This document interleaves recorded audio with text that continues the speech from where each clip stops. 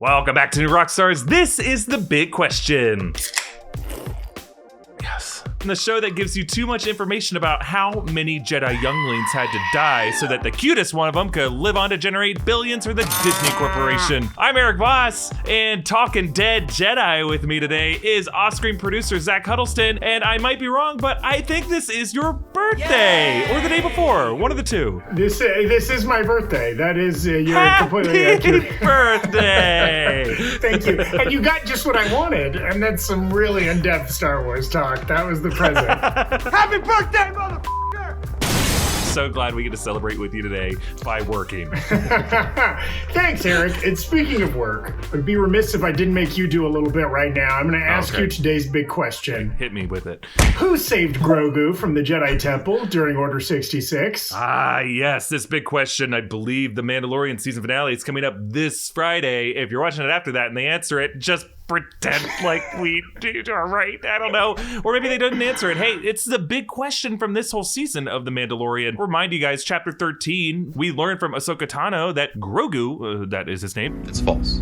No way. Was raised in the Jedi Temple on Coruscant. Many masters trained him, she said. And as Order 66 went out, someone saved Grogu from the Jedi Temple and took him into hiding. Now, we've started to dig into this question in other videos on the channel, but it really deserves its own in-depth deep dive because there are a lot of options to consider. So I think I'd start, Zach, with playing a bit of a guess who.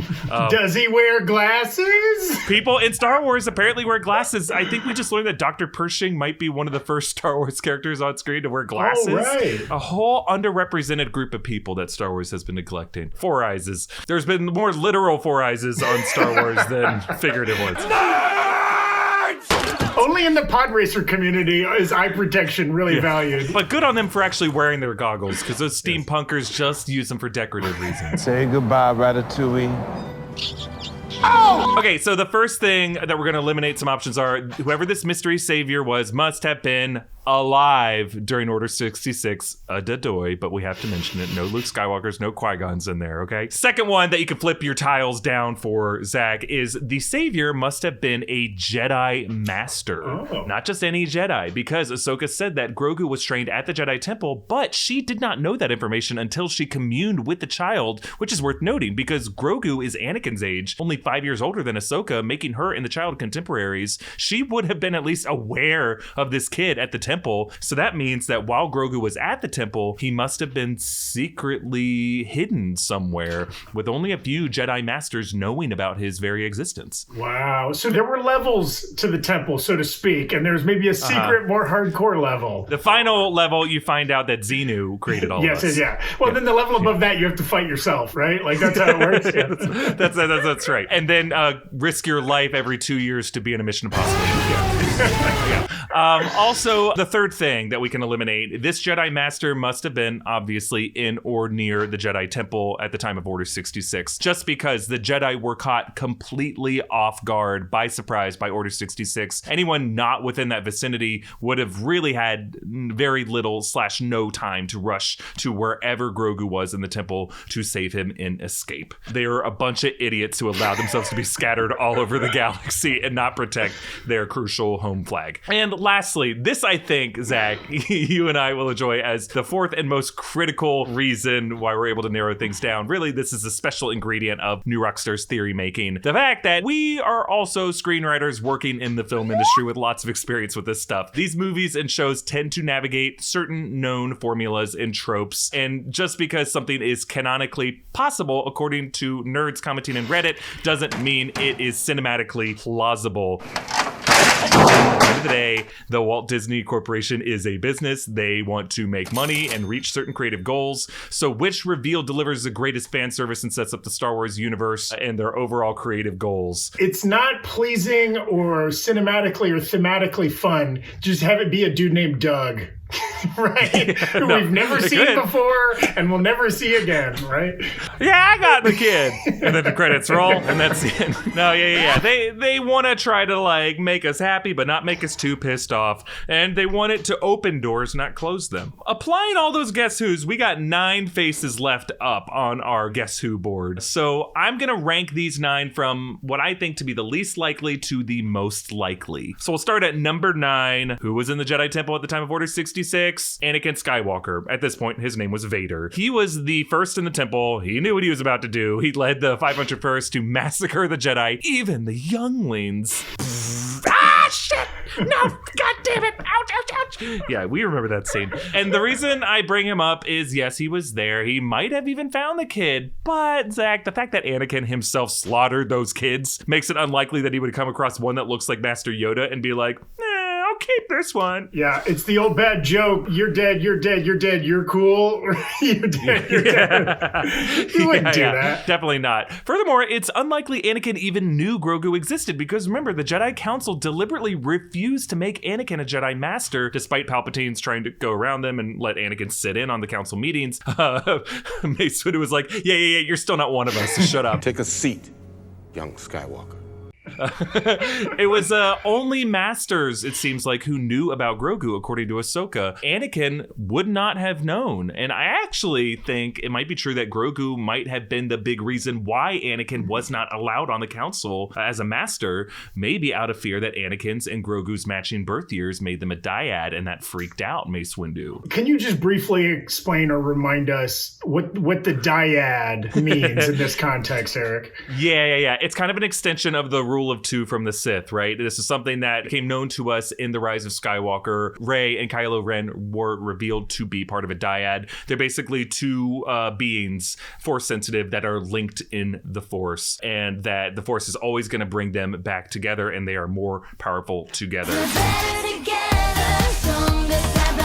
They don't have to actually be born the same year. Kylo Ren and Rey were not born the same year, but just kind of like at their existence, some point in their lives, the Force decides these 2 are going to be linked. I'd rather not do this now. Yeah, me too. Kind of Force soulmates, if you will. And as Force soulmates, they have unique abilities. Like they have the ability to Force heal. Most other Jedi do not have the ability to Force heal, which has brought up in a lot of people's minds the fact that Grogu can Force heal, that he might be part of a dyad by extension. All right, so Anakin, not very likely. Possible, just not likely. Another option, who I might think might be a bit more likely, but still not so, Palpatine, the Chancellor about to be the Emperor. So Palpatine was also in the Jedi Temple after Anakin's massacre. They saw that on the security video, right? He's like, well done, my boy. Now on to everyone else in the Clone Wars. But he was not a Jedi Master. We know that he did not have full access to everything the Jedi were thinking because he needed Anakin to spy on the council for him. Maybe he was just using Anakin. That was just a point to move Anakin closer to him. I don't think he fully knew everything the Jedi Council was planning and doing. Otherwise, he would have destroyed them way earlier. So, therefore, I think he was also unaware of Grogu's existence. Now, he was a super powerful Sith Lord. He might have sensed Grogu's presence, but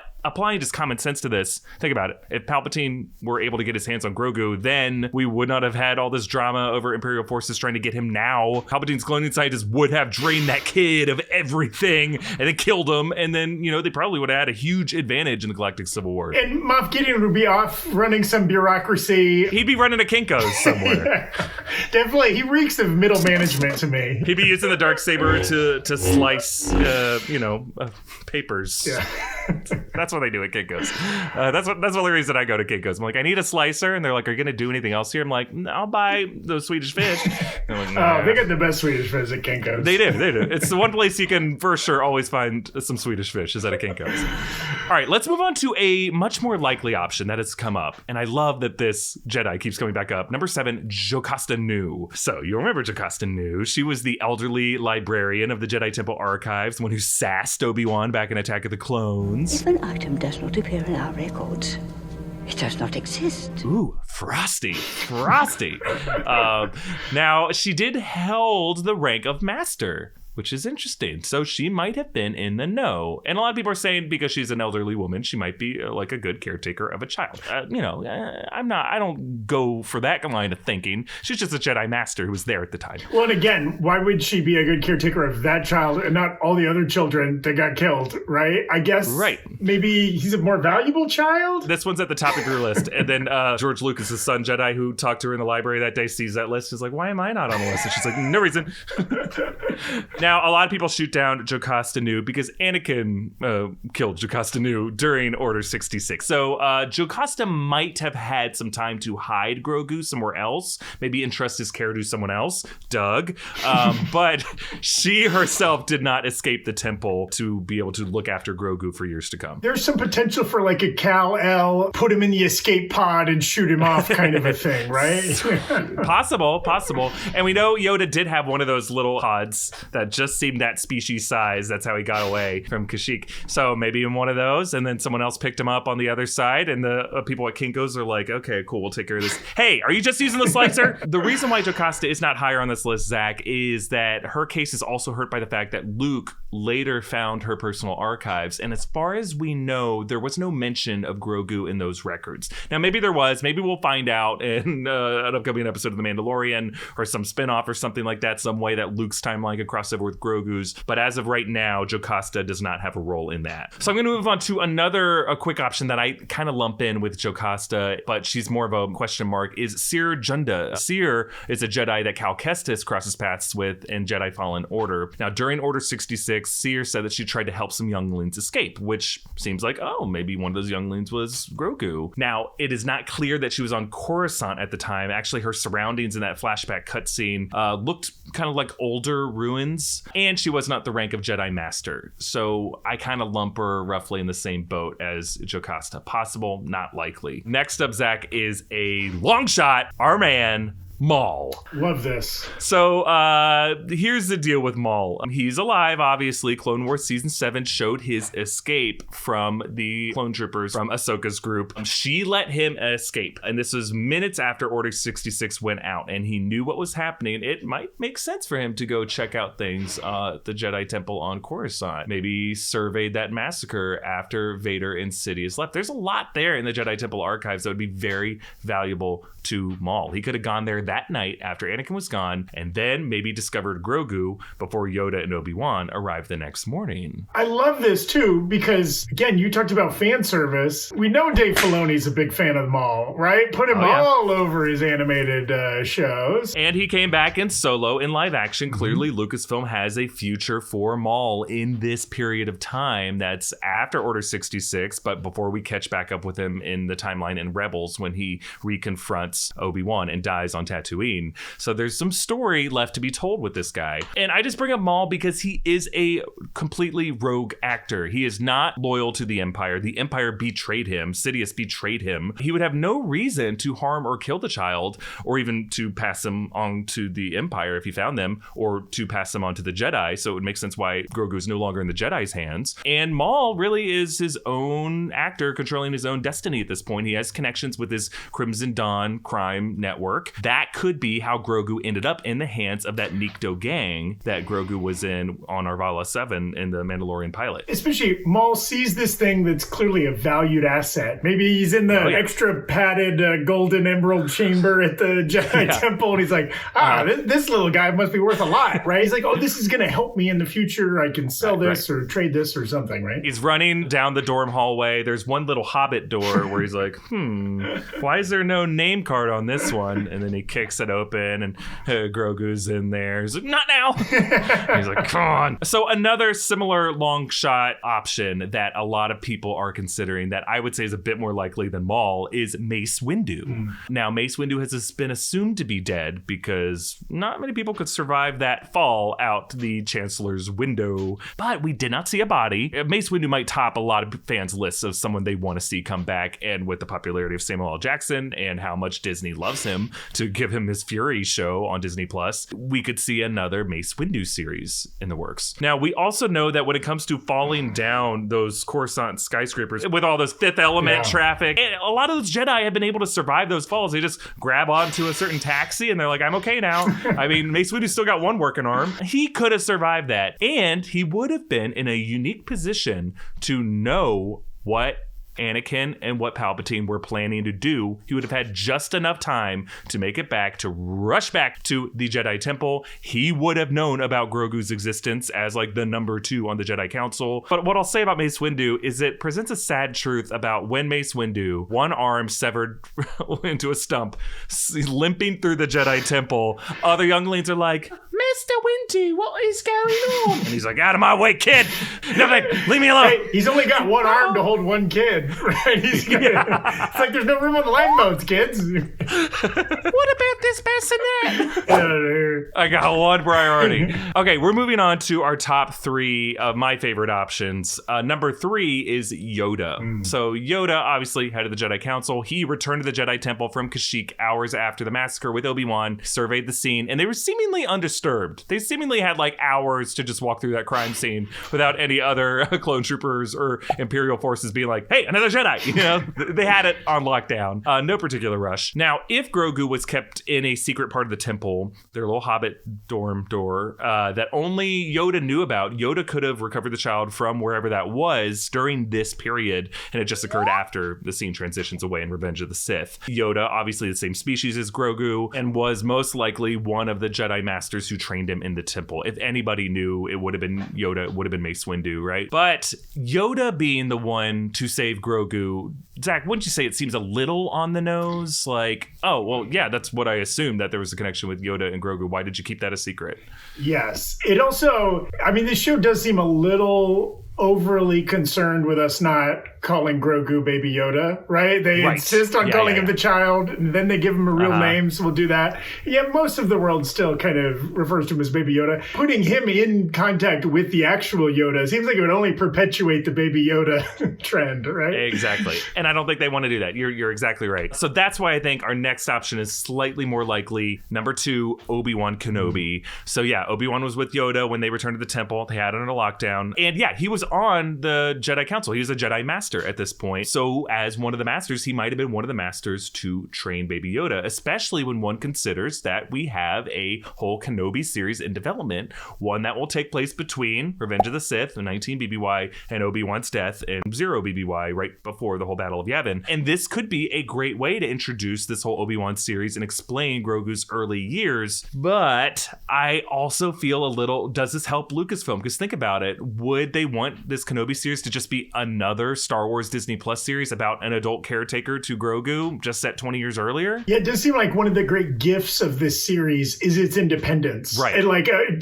I mean, obviously there's connections now with Boba Fett, right? Tons of connections to the original trilogy and everything, but it doesn't have to have all the tie-ins that kind of weighed down the most recent film trilogy. It does seem like they would want to build their series universe with that kind of freedom to not have to have constant overlaps, right? Agreed. And that's why I think, and I'm going to get some heat for this, but I think the number 1 likeliest Jedi Master to have saved Baby Yoda is Yaddle. Now, hold on. Okay. Yaddle was a Jedi Master on the Jedi Council during Phantom Menace, but she mysteriously stepped down after the Naboo crisis. She, of course, is the same species as Yoda and Grogu. And other times when I've brought up Yaddle in the past, I get a lot of these smug commenters who are like, is someone going to tell this guy that Yaddle was already dead before Order 66?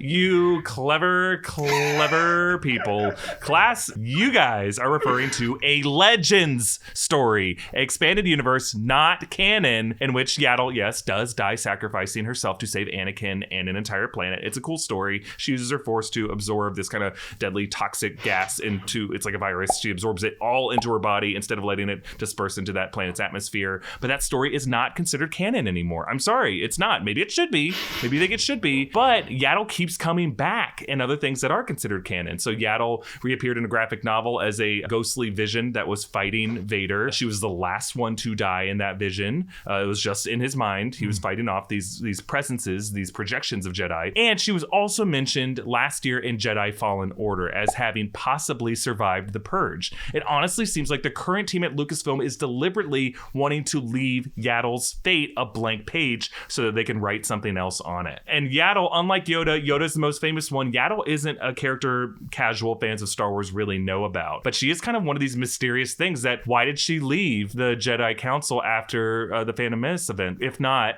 to look after something like Grogu?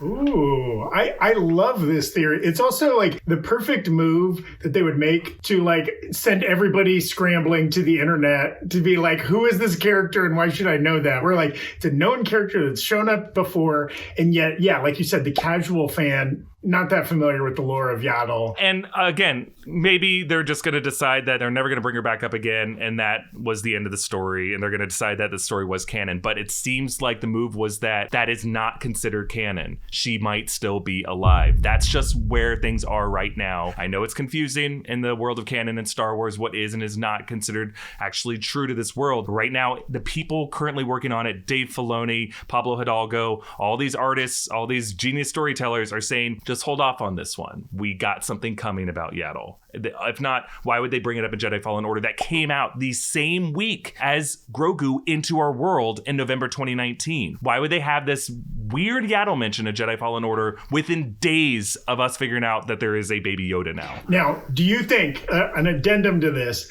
do you think we'll find out anything else about the connection between Yaddle and Grogu, i.e., could there be a familial relationship there? Right. It's something she bore. Maybe. I kind of like the idea that the Yoda species does not produce sexually, that they produce asexually.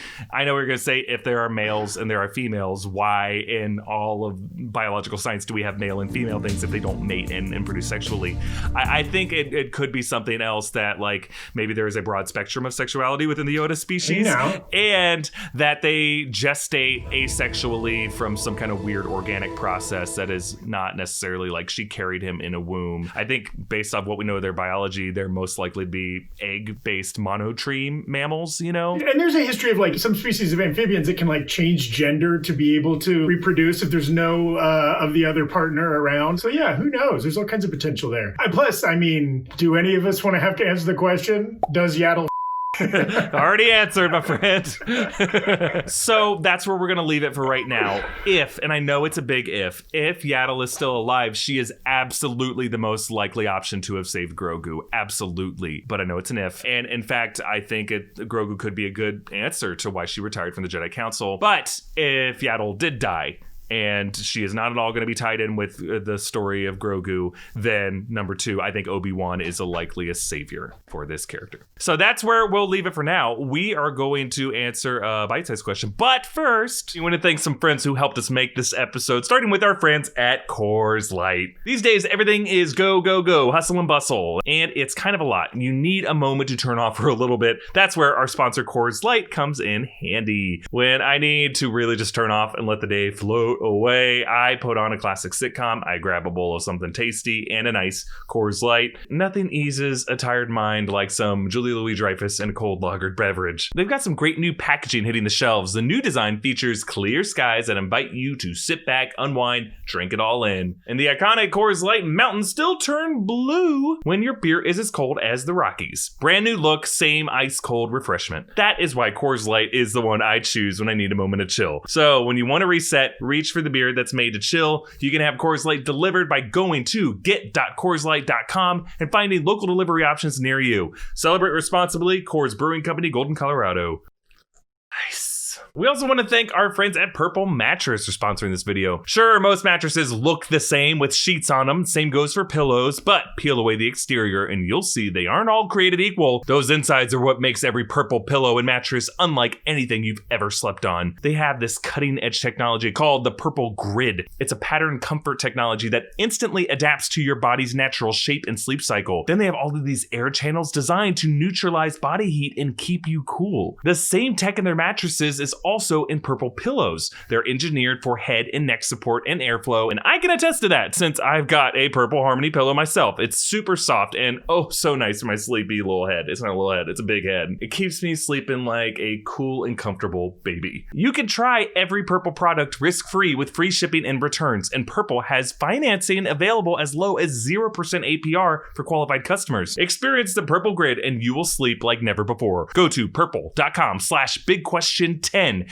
and use the promo code BigQuestion10. For a limited time, you will get 10% off any order of $200 or more. That's purple.com/bigquestion10, promo code BigQuestion10 for 10% off any order of $200 or more. Terms apply. Okay, now comes the time for a bite-sized question that Zach and I are gonna chew up for you and then spit into your mouth like you're a baby bird.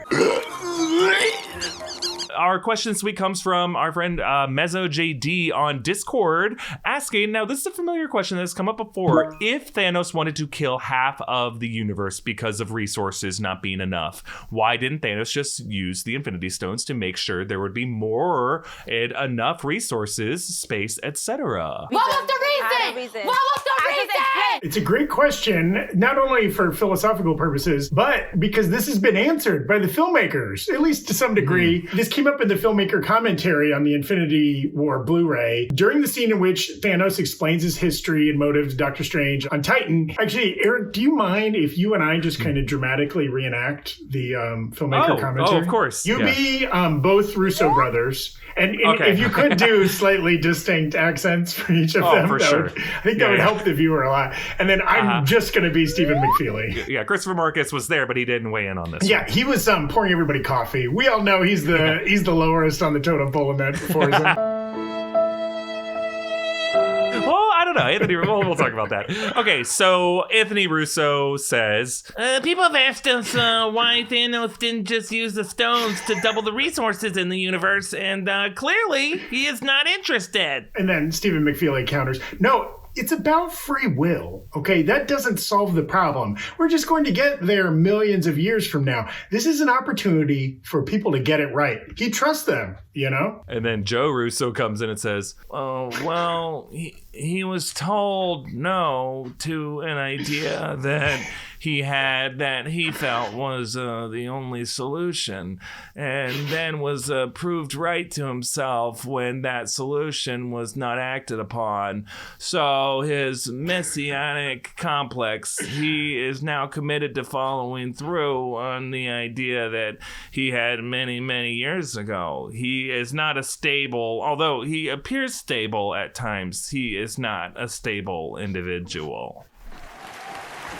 I mean, this is like, you just pulled off Mark Ruffalo in that HBO miniseries level, you know, like you're playing two brothers, say one actor, two brothers. I mean, or the Winklevoss. You just did a Winklevoss on the Social Network. A wink of a Winklevoss.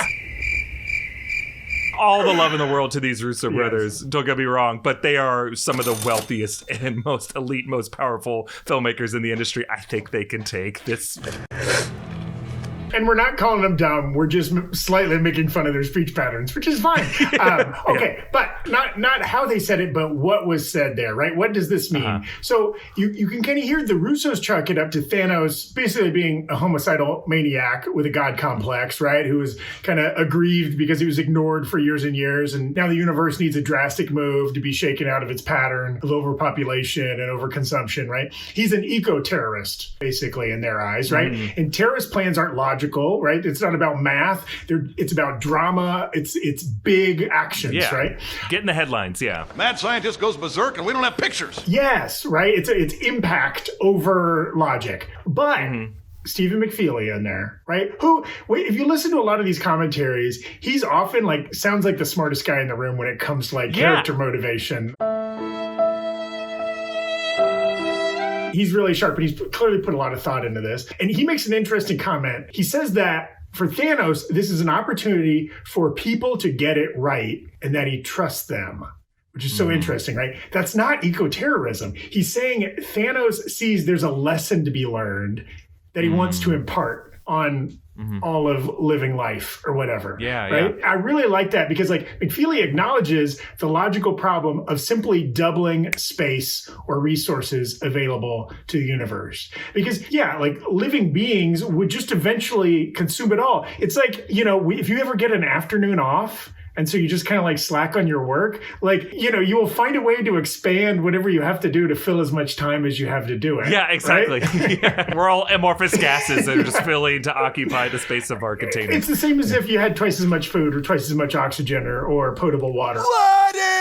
And like the solution of, you know, Thanos has magical rocks that can let him do whatever he wants. So like, why didn't he just, you know, ask the genie to grant him N+1 resources for every living being forever? Is a little too convenient, even in a movie where magic rocks let you kill half of all living life, right? And that's not cinematic or fun in any way. It's kind of a boring Yeah, I guess solution. you could say the rule is you get a one-time shot. It's not like an ongoing application of things on the world. Yes. You know, it's one blast of radiation that can do one thing at one time. No substitutions, exchanges, or refund. The actual act of the snap isn't a natural force, right? This crazy, like, cosmic magic almost that wipes everything out. But before and after it, like, the universe behaves under, like, its normal laws, right? And that would be altering the laws of the universe to, like, be weirdly perpetuating resources or something like that. So anyways, McFeely suggests that Thanos wants the universe to be so traumatized, right? So scarred by the tragedy of the snap, that then on the other side of it, they're so educated by the benefit of a less populated worlds that they might better control their own population growth going forward, right? He wants to create a universe full of Thanos thinkers. Talk about a God complex, right? He not only wants like everybody to be punished because of him, but he wants them to become more like him, right? He wants to rebuild the universe in his own image. And and he's giving them free will, which if you're a fan of the Judeo-Christian God is a big core tenet of his beliefs, right? Judeo-Christian God allows us to make our own mistakes and to exert free will, right? He doesn't control everything we do. Smite me, almighty smiter! Speaking of this kind of Thanos thinkers, we kind of saw the effects of that in Endgame, right? Cap acknowledged the bright side of the blip, right? Oh, there's whales back in the Hudson, right? That's right. And I mean, to be honest, Tony and Pepper look like they're living their best life. Off on the farm, I mean, you could argue they might be happier than when pre-blip they were, industrialists in the city. Yeah, isn't it interesting that both Tony and Thanos became farmers in these years after the blip? That's how they decided to live their retirement years. It's almost like growing and cooking your own food is like the best way to reduce your carbon footprint and be self-sustaining. Except nobody in North America would have bananas. Think about that. No mangoes, no pineapples. Okay. You're just making your free trade propaganda. I'm really pissed I wasn't in the What Was Thanos Cooking episode of the show. We'll have to do more cooking episodes. We'll get you please. Let's get in. Let's do some butterbeer recipes, whatever. Okay.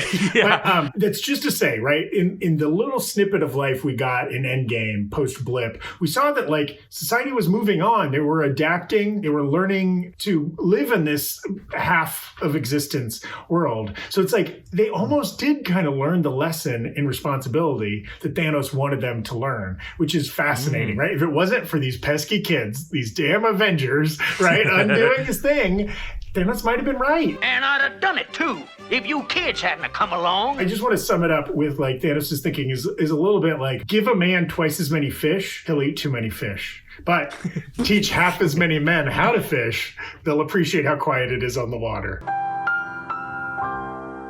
I love that, Zach. That is brilliant. That is so true, though. That's exactly how it is. Us fatties will gobble up all those fish until there's no fish left. One could argue, just to throw in another like real world parallel here, I think we've talked about this before, but like agricultural science has advanced by leaps and bounds, especially in the last 100 years, right? We now, as a globe, right, produce way more food, logarithmically more food per acre, per country, everything than we did 100 years ago, right? And that's why this like, Malthus was the guy that preached that, the world was going to be overpopulated. And Malthusian economics is like, eventually we're all going to starve because there'll be more people than we can feed. Please, sir, I want some more.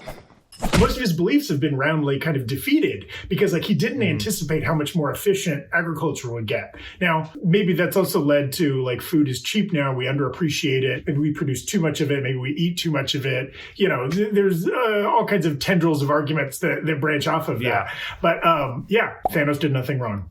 I did also like that we got to the bottom of this quartet of filmmakers who are basically the brain trust of Marvel Phase 3, the M&M and R&R, you know? Because, if you do listen carefully, you can tell that of the two filmmakers, Joe Russo is really the one who's calling the shots. And obviously, Anthony Russo plays a role, too, and probably helps his brother think through his thoughts. All writing partners and creative partners have an inner kind of workings that is essential to them. But then Marcus and McFeely are fascinating because I think McFeely is the guy who, like, clearly understands character motivation and through lines. Like, he understands Cap's thematic journey from that first film through Endgame, whereas Marcus seems like the guy who understands like the comics mythology and how that applies to it. And clearly all four of these guys and the way they work together is why these films are so great and multifaceted, and they've got the great set pieces and they've got the great characters, right? And the story arcs and they've got everything because those four guys are bringing so many things. And then who knows what kind of magical fairy dust Kevin Feige and the other head honchos at Marvel are also sprinkling on top of it, right? That fairy dust was just time travel. Feige's like, make time travel work in Avengers 4. And they're like, God damn it, I don't want to do that, but all right. And they did a pretty good job. Good job to them. They deserve every penny that they're paid for all their projects. Those guys had a tall order and figured it out. All right, Zach, we have time for one final box of scraps question. So our question this week, sticking on this idea of who saved who there, have you ever saved someone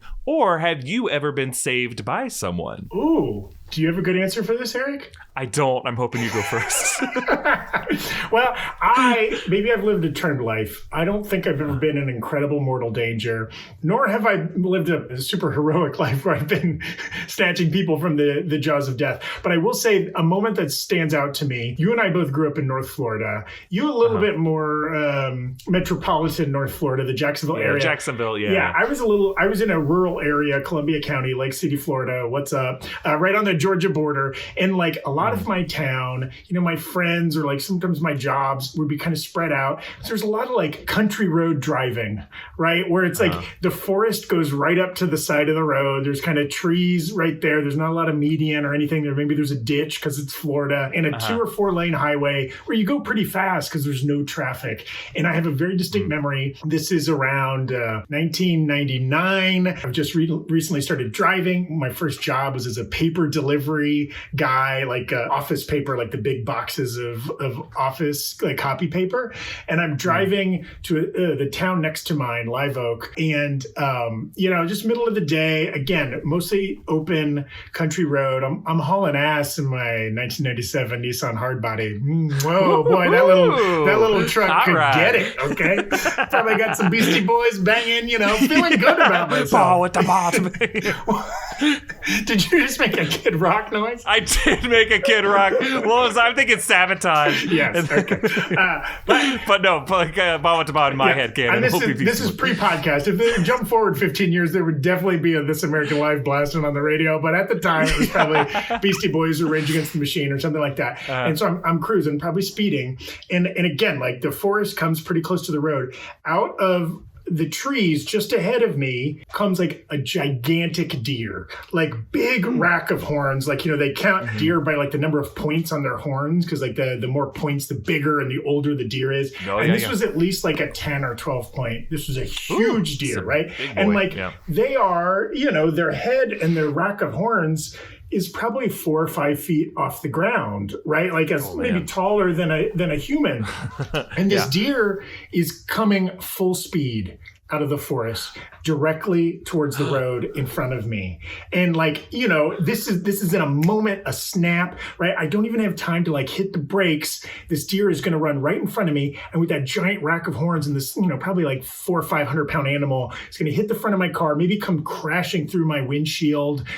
People die hitting moose or like elk on country roads all the time. And like, I see my life pass before my little 16-year-old eyes.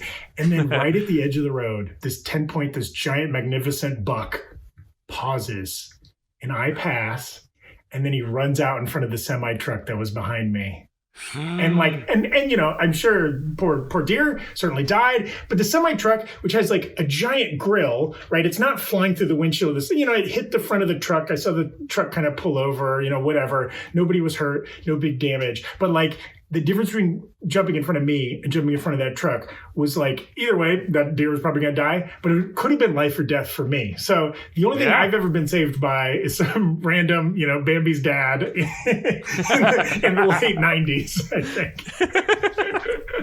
I love that. That is a terrifying, very Floridian story for sure. Because we've seen every horror film has featured a deer running in front of the car, and then it's such a perfect jump scare. Yeah. See, I like to think I've gone through life blissfully. I assume there are all kinds of angels and people jumping in front of bullets to save me, as I'm just kind of like. And then I'm like Olaf in that one song. I am also a snowman who can't stay in the sun for too long. But I've already told a story either to you or Tommy or Philip where there was a girl who was fighting with her boyfriend, and I drove her to the train station, and I got out of the car ready to fight this man. But then I was more afraid of her, and I almost stabbed her to death in my car out of fear of her, because I thought it was part of a scam. But no. The story I will tell this time is so Zach and I went to University of Florida, and on game day weekends things get crazy, especially if it's a rivalry team or it's another team in the Southeastern Conference.